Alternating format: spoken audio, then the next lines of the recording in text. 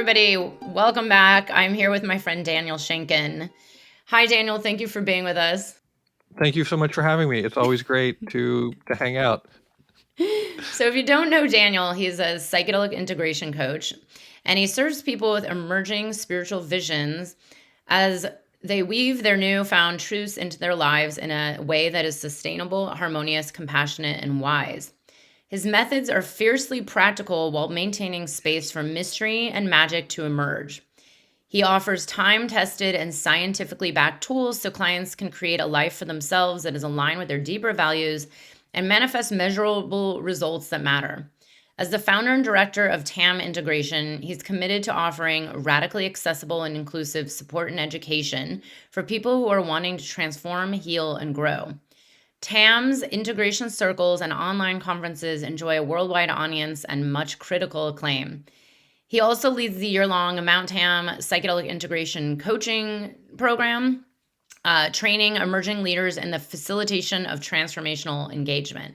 He and his wife live in a tiny New England town where they forage for mushrooms and throw rocks into creeks with their toddler and soon-to-be toddler.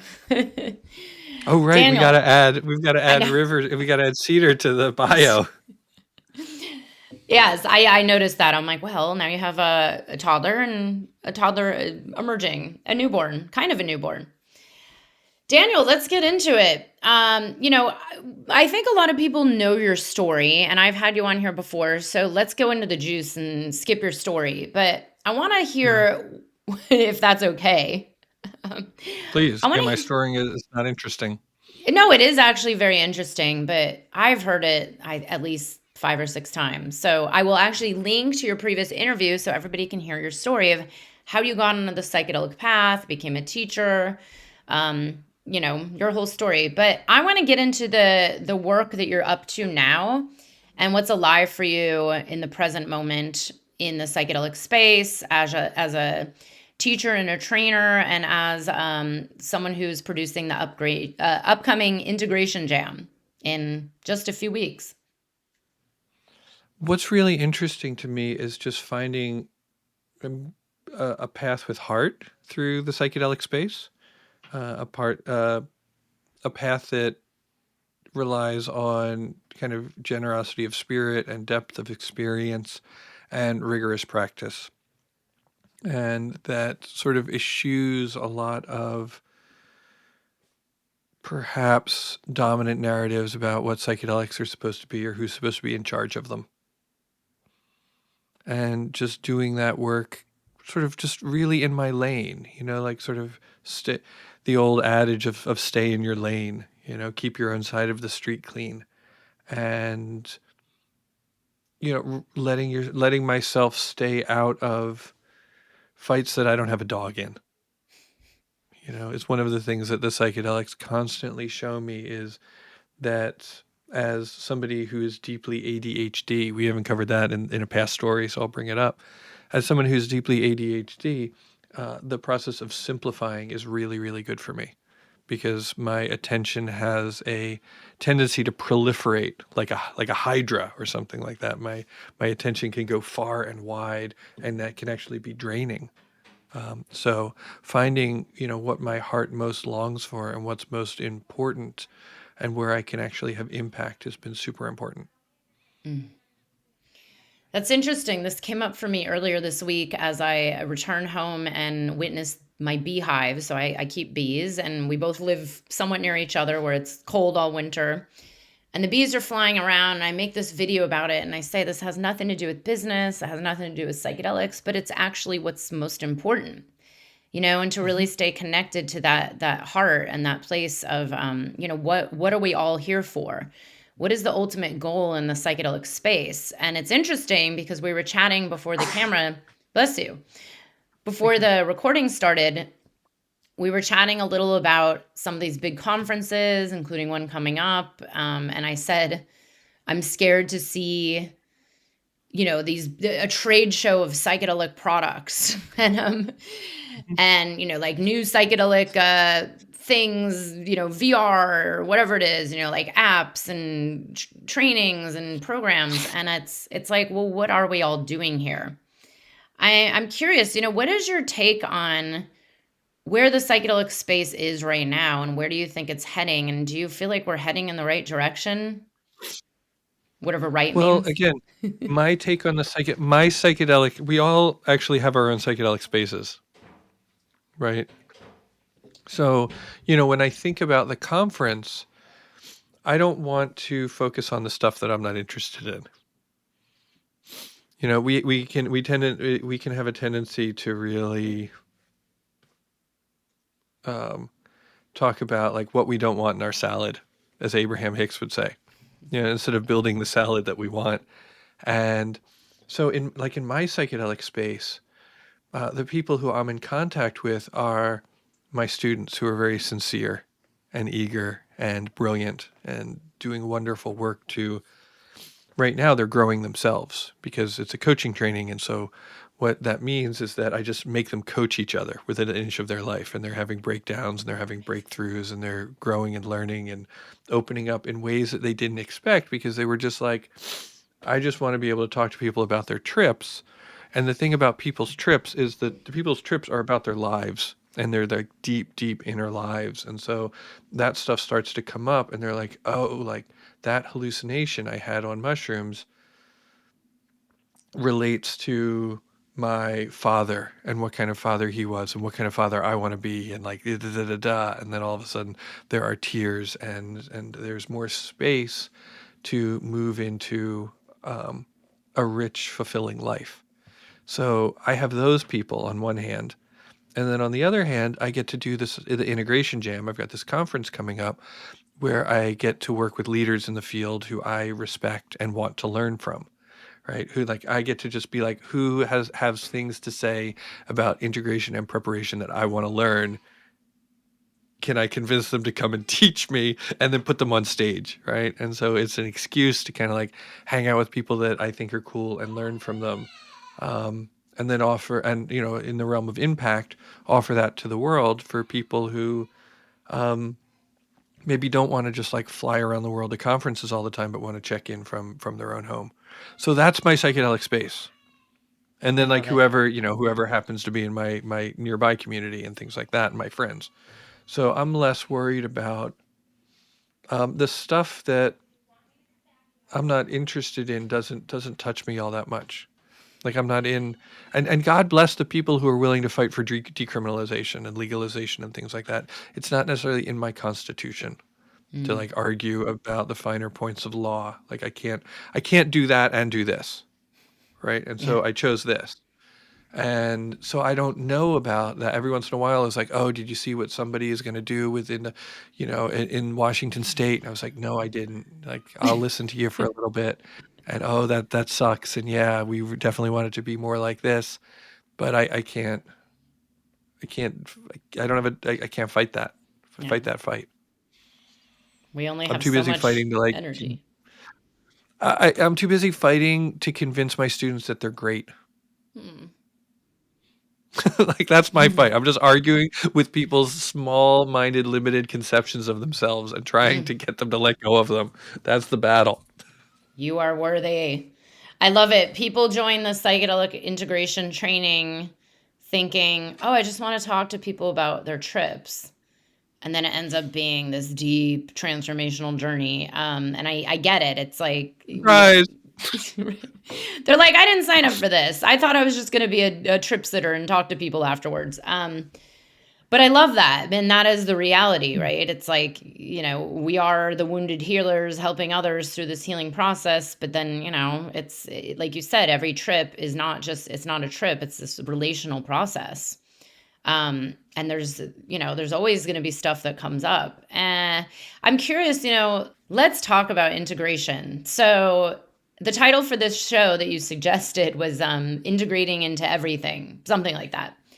And I've been saying this for a long time as well, where I believe integration is not just something you do after a journey and then you walk away and that's that. It's kind of just integration is daily, and it actually has nothing to do with psychedelics, right? It's integration. And it's like being a human here on earth right now, alive. But let's talk about what you believe integration is, and from the perspective as a teacher who trains people who are going to go out there and become integration coaches or space holders or a little of both. What is integration to you? Um, maybe a three-part answer. So,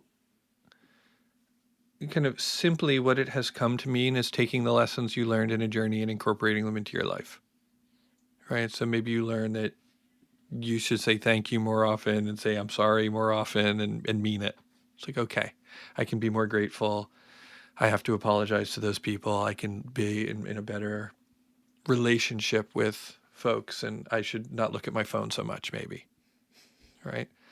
But then the other thing that happens, the second part, is that we discover this is sort of like the IFS, internal family systems, kind of shadow work kind of model, where inner child healing kind of stuff, where we discover unloved parts of ourselves locked away, parts of us that have been hurt or been denied or whatever, and then welcoming them back home, right? And that's really more integrative. So there's like an unloved part of you through no fault of its own, right? You just decided it was unlovable and you pushed it into a basement, right? And then that appears, and then you welcome it back home and you bring that part of your psyche and energy back into yourself to create a more whole and authentic version of who you are. Mm-hmm. Right. And so that's kind of an integrative thing. And then also we want to take into account that we are relational beings. So we kind of mentioned it a little bit in the first section, but integrating ourselves into our own lives. So sometimes we're alienated from our own life. And so integration means I come into greater harmony with, my wife, my kids, my coworkers, my employees, my employers, my community, and then the natural world as well. One of the things that I really love is when people come out of journeys and they recognize how that they're a part of nature, and that they sort of work. I need to be outside. 9 times out of 10, if you're talking to somebody who feels trapped in their life necessarily, they're like, oh, I'm stuck at my desk, or I'm stuck in this situation or that situation. And you take them through like a visualization practice. It's like, okay, you're stuck at your desk. Where do you want to be that's free? It's outside. Everybody puts themselves on a Okay. beach or a mountaintop Yeah. or in the woods or in a field or something. Nobody's like, oh, I would be in a different industrial building. Fluorescent lights. Yeah. I mean, every once in a while you might get like a concert. But even then, people, it would be my guess that it'd be an outdoor festival. Mm. Mm. Beautiful. A lot is coming up around this idea of what you just said about really digging in, finding these unloved parts of ourselves, which of course I've actually just done the next level of that journey myself, which is deep and intense and very challenging, but beautiful. But I Mm-hmm. wonder, there's a lot of, because I deal with a lot of clients that are probably similar to yours, because I get a lot of clients that come out of integration training programs. And there's a lot of these like really deep limiting beliefs that they're still not good enough to help someone on their journey, like, or help someone through their integration process, or maybe I need to go do 5 more years of training or 10 more years, and then I'll be okay, and then I'll be worthy, then I'll be enough. And I'm curious, what are your beliefs around someone doing, let's say, your training program, and maybe they've done a lot of their own work, and maybe they're dedicated meditation practitioners and dedicated to some other spiritual paths. When is someone ready? And when is someone actually just caught up in the limiting belief patterns of not being good enough, or not being worthy enough, or just not being enough, from a, Mm-hmm. let's say, a pattern, like a pattern that developed as a child, like where, Yeah. do you run into this a lot with your clients? And if so, how do you Imp- remedy this? Imposter syndrome. I actually Yeah, just made a deep. reel about imposter syndrome. Oh And my God. interestingly enough, after I made the reel, I watched Shazam 2 because I'm not too good to watch superhero movies. I don't even know It's what a that is. superhero movie. Oh. It's a superhero movie, and with a superhero that is wrestling with imposter syndrome. That he's not good enough just because he's strong and bulletproof. Like he still doesn't know what to do, and because it's actually a child that says Shazam and turns into a grown man that's bulletproof. And so there's a struggle there. And it's probably not a terrible, I haven't really unpacked the metaphor, but we could. So I don't know when somebody's ready except for my students, right? And the thing that's really fun about the training, I came up in the yoga world, taking yoga teacher trainings, doing yoga teacher trainings, leading them and things like that. And it's a real focus on practical skills, getting people in and out of poses in a way that's going to be safe for them and effective for them, right? In and out of poses, and then preparing and integrating. Because there's some yoga poses that you have to prepare for before you do them. You don't want to just right off the bat do headstand. It's not safe. And then after headstand, there's certain things you need to do for the head, neck, and shoulders to make sure that you're safe, right? So you're always in a well-constructed yoga class, you're always preparing for the pose that comes next, and you're always integrating the pose that came before. And then that is a symphonas. So my training is just really skills based. My students don't need me to tell them to watch 100 different YouTube videos. It's like they need to practice. So let's say that they're well practiced and that they can hold space. They can ask evocative questions and they can help create action plans for people in a way that's not going to be overwhelming for them and still move them forward. So let's say they have all of that, right? Then we look at the internal stuff of this imposter syndrome. I can't do this. I need more training. I need that. That is a form of self-centeredness, right? Pure and simple. And it could come from trauma, and it could come from upbringing, and it could be culturally constructed. I don't know why they have it. The point is that it's all about the person has made it all about them. I'm not good enough. Somebody's going to find out, and then I'm going to be humiliated, or some variation of that. I'm not good enough. Someone's going to find out. They're not. Nobody's going to like me. Nobody's going to want to sit next to me at lunch, right? That's what imposter syndrome is. Nobody's going to want to sit next to me at lunch, and that is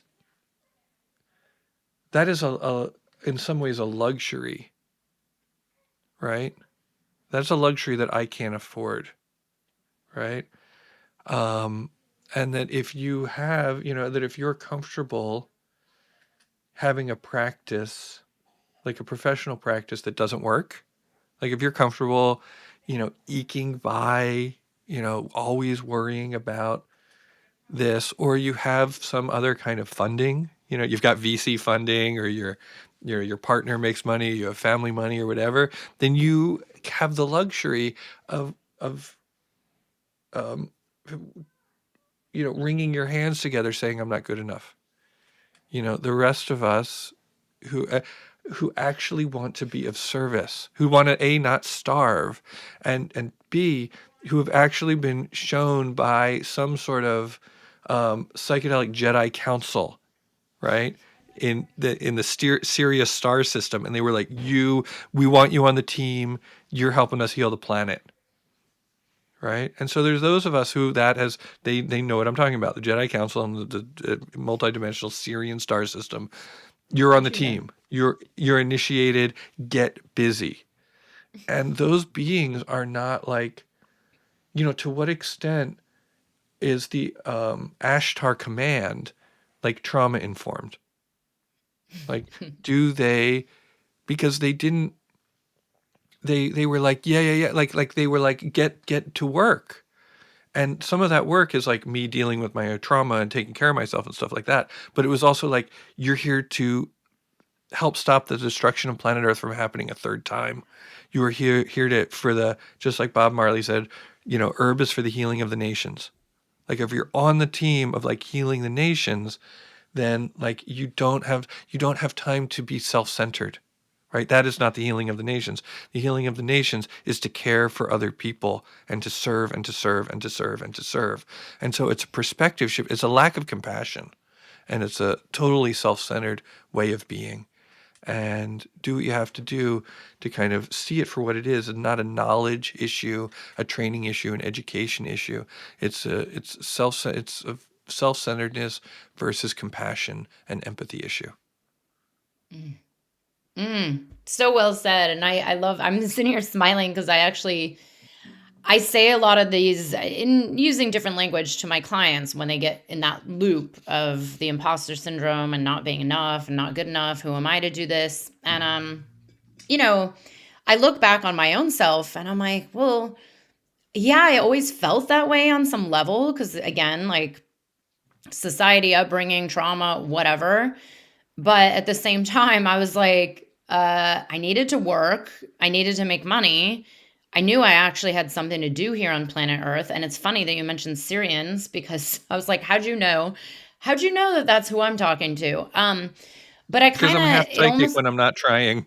I know, I'm like, because we're probably both on part of the same star family. But and my If dad. I try to do it, if I try to give somebody a psychic reading, none of it works. But And my dad, who's Syrian, or I'm convinced was Syrian, his name was Daniel, or was Daniel. mhm. But no, it's funny because for me, I actually had no other option. I mean, I kind of got to the point where I was like, I first of all, like, there's something in my heart that is pulling me. This is why I say mission over ego, more towards the path of service than the path of me being in my, not good enough or my fear or my doubts. I mean, the reality is, yeah, of course, I still have that on some level with certain things. I go to launch something new. It's like, oh shit, am I able to do this? Can I do this? Am I going to be canceled from the internet? But then it's like mission comes before that part of myself, and on some level, I do believe you're right. It's like it is very it's a luxury. It's selfish, and I always question like, don't you guys need to like survive? Like that's how I saw it. I mean, I was kind of like at a really low point many, many, many years ago where I was like, I have to work and I have to work hard and I actually have to make something happen. I also would be bored if I was just doing trainings and not actually helping people eventually. So there's people's practices are maxed out and there's a limit to the amount of people, let's say one therapist can help. And that's where it's actually imperative that people are out there helping people and putting their work into practice. Now, I want to get into a little bit around I want to talk about the integration jam, but also let's say integration coaching as a practice or a business. You're training people who are hopefully going to go out there and want to start helping people or sitting with people or a combination of both. What is the general consensus and feel around getting paid money for this, or getting clients and accepting in the money? Like, what do people want, and are people having fears around this, or are they feeling like I should just do this for free? Are there people that actually want to make it into a real living? Like, I'm curious what your take is coming from the world You that asked you're in with your training. you asked me like 7 questions. Yeah, I know. It's all coming back to like the business aspect. Money, making hmm money as an integration coach. How are people feeling about this and how do you feel about it? Is this okay to make money helping people through psychedelic integration? Yeah, why wouldn't it be? Who thinks it's not? Well, there's people that think psychedelics should all be free and that no one should charge for sitting with someone who's, let's say, doing a mushroom journey. Are those people with like real jobs and 401ks No, and I don't. healthcare? Yeah, I don't know. So they Um, probably are, right? So there's like a real interesting like employed privilege, right? People love to talk about privilege, white privilege, male privilege, whatever. And like I've been an independent healing artist for 20 years. There wasn't the integration coach wasn't a gig when in 1999. There were like maybe 3 therapists in Berkeley or something. I don't know. Um, but I was a yoga teacher and a meditation teacher, and there's this like why do we feel like our spiritual practitioners should be broke? Why do we want to like continue to oppress our witches? Like it's not bad. It's this puritanical thing where we have to burn our witches at the stake or we have to crucify them at the altar of poverty for some reason. And we have people who are working for Monsanto. Like, why isn't food free, by the way? There's yeah. that joke in the new Doctor Strange movie. I'm just going to quote superhero movies the whole time. where this woman who travels interdimensionally is like, oh yeah, in most universes, food is free. It's weird that you guys have to pay for yours. Oh my God. But it's like what people who work for Monsanto or IBM or some these nameless, faceless corporations that are in the process of like raping and destroying our world, our natural landscape, and kind of creating ecological disasters and dumping oil into the sea and poisoning our children, and you're allowed to get paid for that. But your witches and your healers, you think that should be free while you hemorrhage money. The only plant medicine that it's somehow acceptable to buy is alcohol, and the only plant medicine provider that is allowed to get paid is a bartender. It doesn't make any sense to me that somebody with health care would begrudge a healing artist making their living. So I mean, I don't really know. I feel very, yeah. So plus they've You got do. time. I don't know what else to say about that. I think that's enough.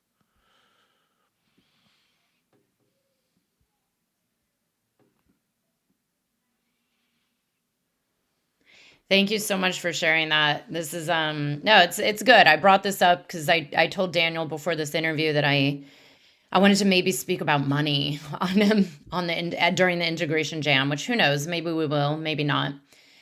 And this has been a very triggering subject for people in the psychedelic space, whether they're working in it or fans or just purely following us out of curiosity. And I've never understood why this is such an issue, but it's like you said, it's like, well, I really like that analogy. It's like, well, why should the witches be burned at the stake and be made to suffer, but Monsanto, like no one's, well, I shouldn't say no one. No one's really fighting it. People are fighting it, but not every day. It's like we're not out there yelling at them. You're still buying their food. Yeah, well, I So really don't think I am. I hope not. well, But yeah, people are. most people are. And the thing, what was the other thing?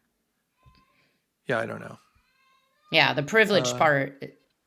It's a privilege to think that psychedelics are free. And I always bring up, I mean, there's a reality to this. They don't just grow, yeah, maybe somewhere mushrooms grow in the wild, but most people are cultivating.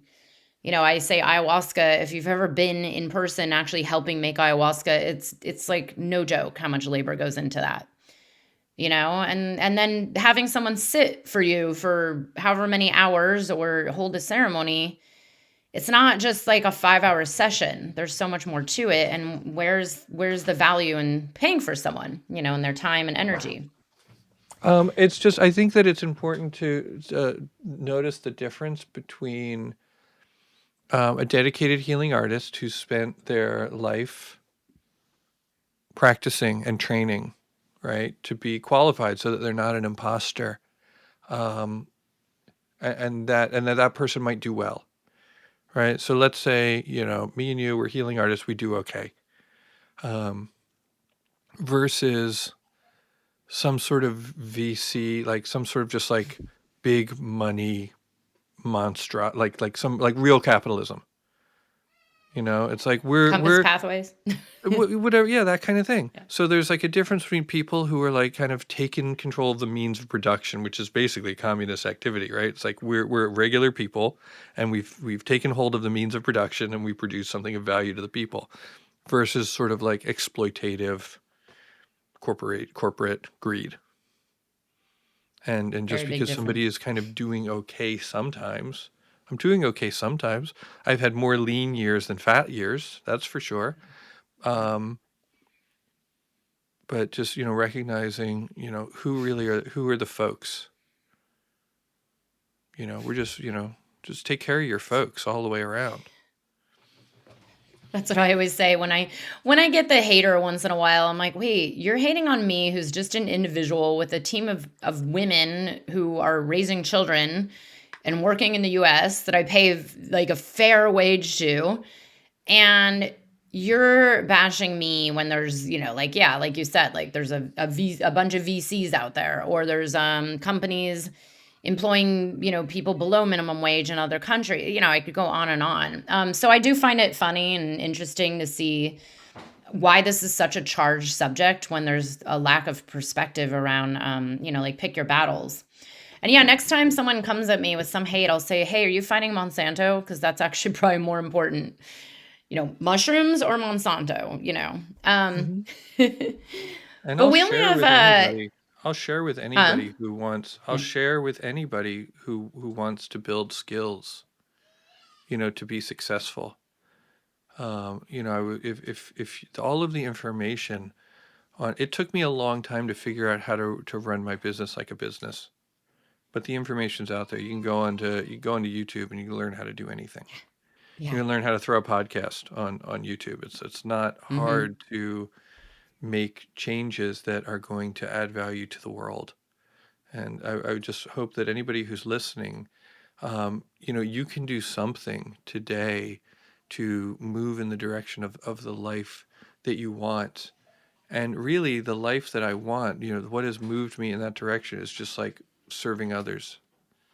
You do the stuff that you're good at, and you help the people in front of you as much as you can, and your life gets better. Yeah. I You agree. know. And I want to point out that you mentioned that, hey, I've had some leaner years over fatter years. And it's true. It's like, I always remind my clients and remind people listening to me, it's like there were really tough years that were bad, like negative amounts of money, like struggle, working my ass off. And that's one thing I will say too. It's like I've also noticed this a level of entitlement out there where it's like, oh, well, I post on Instagram, why am I not making millions? And I'm like, dude, I have like been dedicated, for years and years and years and years and years. And not to say that it's not possible to have some, maybe something goes viral and you blow up and next thing you know, you are a millionaire. But there is a reality to being of service. It's a dedication, it's a path, and it's a commitment. And it's not just like I sit back and hang out on a beach and manifest, five or six figures. I wish it was that easy. But there is a reality. And, especially when people get caught up in the loops of like not good enough or what is it? I try to put myself out there. Why am I not getting clients? It's like, well, you've tried for 3 months. It took me 3 to 4 years to finally get up to a consistency, and that's years. And that was like dedication. But let's get into the integration jam since we only have a little bit left. I want to hear about this year, if there's a theme, who you're having on. Is it going to be like, are we getting into anything weird? Like, tell me about, or tell the audience about the integration jam and why they should attend. Why should they attend is because whether you're just a beginner who's curious about psychedelics and how to approach them mindfully with good practice, with best practices, or you're looking to get into the space and find a place for you to work and thrive, or if you want to be an integration coach, or integration, maybe you're a therapist and you want more psychedelic information in your life, you would be hard pressed to find a better group of people who are just going to lay down like a multifaceted view of what the landscape is like in like a rich, unfiltered way. Um, One of the things about the panels is you can't buy your way onto them. Somebody was telling me that they've been on conference tour and it's the same executives of the same psychedelic companies over and over again talking about how amazing their pharmaceutical product is going to be and their view for a medicalized future. And those people pay four to five figures to be on those stages. It would probably be smart from a business perspective for me to sell spots on the panels, but it's like Shane Norte, the indigenous church leader of the Church of the People for Creator and Mother Earth, isn't going to do that. I got to pay him. And this guy runs high dose sessions up in the high desert with veterans, you know, and where else are you going to talk to him? You know, Nick Walker is an amazing somatic practitioner. She worked with one of my teachers. There's a guy that I studied with online like many, many years ago and read his books. And he had this like somatic embodiment practice that I would see online. I was like, that stuff is amazing. And Nick studied with him and has somatic practices for the psychedelic experience. Is unique. It's hard. You'd be hard pressed to get FaceTime with Nick. We've got Carolyn Lee, the death doula. We've got Farm Boy Slim from TikTok.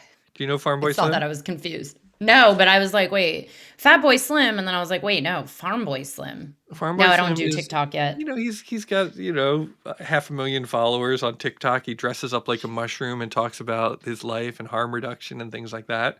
He's brilliant, wonderful guy, great. Oh, Yeah. gotta have him on my podcast. I actually thought Fat Boy Slim when I saw it, and then I'm like, huh? Yeah. We've got some panels with some great, like some old heads, like Elizabeth from Altered States and Greg Lawrence from Psychedelia LA and Otto Mayer and things like that. We're doing some microdosing with Robin, who runs our women's circles. Ito Cohen talking about the golden shadow. Gotta love Ito Ooh. Cohen. Like, where are you going to find a more skilled therapist who's a better understanding of how the shadow emerges and how we need to work with it in psychedelic space? I don't know who else. And it's funny because I asked Lauren Taus, who's a therapist, and she's going to be doing some stuff about family. She might bring her dad on. High heritage, she calls it. And I asked her, I was like, who else? She was like, really, like, you should try and get Ito Cohen. Like, if you can get Ito Cohen, you're good. I was like, we got him. Great. Oh, I'm excited for this. Yeah. And I'm also going to write, because I know him and I've never invited him onto my podcast. Yeah. Yeah, I kind of am inspired to do like, it's like you said, like do a talk that has nothing to do with business, but maybe it's something really edgy. Maybe I should talk about money, shadow of money, triggering. I mean, I don't know. It's an interesting, I lost you again. Interesting world. Oh, I don't, it's kind of broke up, but I have faith it's recording. Right. What do I want you to do? But yeah, we'll figure, huh? What would I want you to talk about? Well, I did this talk, when was it, 2 years ago, when I talked about manifesting with psychedelics, which, by the way, I actually really, that's like one of my favorite things is to get into the energetics of how to work with psychedelics and, for like, how do you put this nicely? For co-creation, not manifesting. I don't know. I can talk about shadow stuff. I just went through a really like intense shadow portal for 4 or 5 months, and it was great. Really? It was the hardest thing I've been through in probably my adult life. And I think I've come out of it with huge gifts and lessons, but to go into that space of meeting like the depths of the darkest, deepest grief and pain. And it's an area where I think a lot of people really avoid especially in psychedelic space, but in general, as being a human, because it's so painful. But there's so much gold there. Yeah. Talking about grief is so huge. No. People don't even know the word. You know what I mean? Like I talk to my clients and they're trying to describe what they're going through. And I was like, grief? You're talking about grief? And then there's different aspects of grief, like anticipated grief that I didn't know that feeling. I was like, what is this feeling?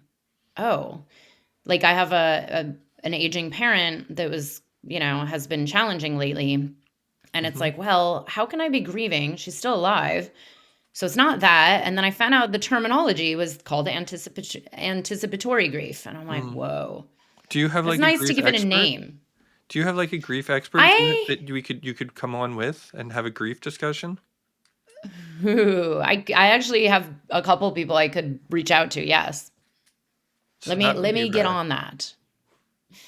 Yeah, it's like really meeting the death state, like an ego death without any medicine, like an Mm-hmm. ego death for 5 months straight. But I really believe on some level, this is what our planet, I mean, we could go into this is a whole another conversation. It's what our planet is experiencing. And so many of us are going to be forced to experience this. And it's the coping and the understanding of how to work with it to then not be in this perpetual state of grief forever and ever, or at Yeah. least hopefully not. But I'm excited for the integration jam. I do have to say, and I want the audience to hear this, I've been on it, I think, each year. And how many years is it now? 3, right? 3 or 4? 3, yeah, 3. And 3? it's also like the 5th anniversary of TAM integration. Oh, that's it. Okay. Well, I do have to say, every talk I've given, I always get really good feedback.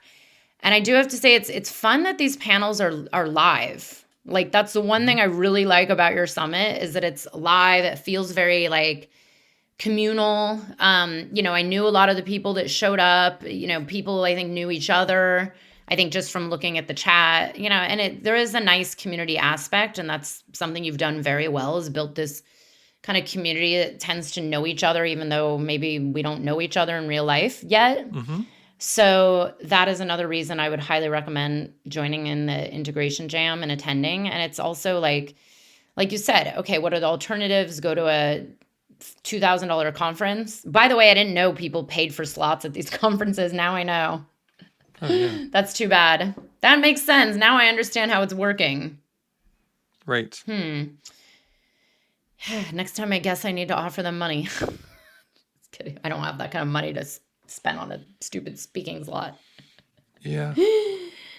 Anyways, I know you have to go because the children call, but I want to leave you an opportunity to talk about where do you find you, what's coming up.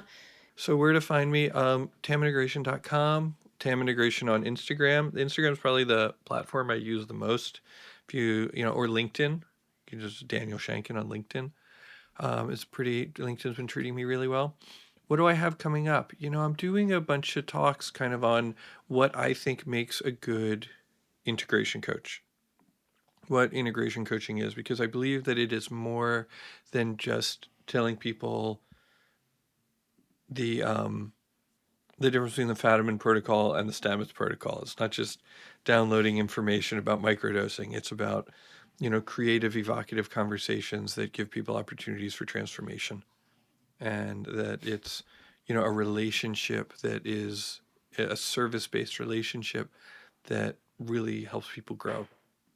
And so I've been doing a lot of those talks, honestly, also because I've got a coaching program starting in October, and I've got 20 spots, and I'm pretty sure that a quarter of them are full, but I would just as soon get it full with the right people as soon as possible. Rightness of fit is really important to me. But I would be on the lookout for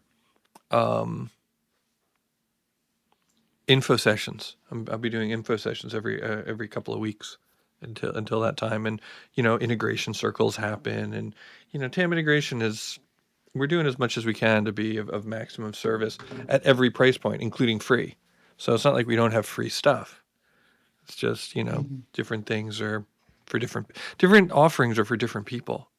That's what it comes down to. Yes. That's where you find me, TAM Integration. Perfect. Well, consult your third eye. And consult your third eye. And also, I do want to offer up, if anyone wants to talk to me about Daniel's work, I've hired him, I've worked with him, and I can recommend him. I've done this I have a past client in your training right now. So I'm always I have a past client in your training right now. Oh. Wait, I'm trying to think, who is that? I don't know. I just usually do. People it's often. So funny. We usually do. I know, right? It's a lot of overlap. So it's nice to get all these opinions on which program is right for you. But Daniel, I'm so excited to see you on the Integration Jam in just a couple weeks. Thank you so much. Many blessings for your wisdom and doing this work for our society and the world. And tell the kiddos hi. Well, save 10% with coupon code Beth.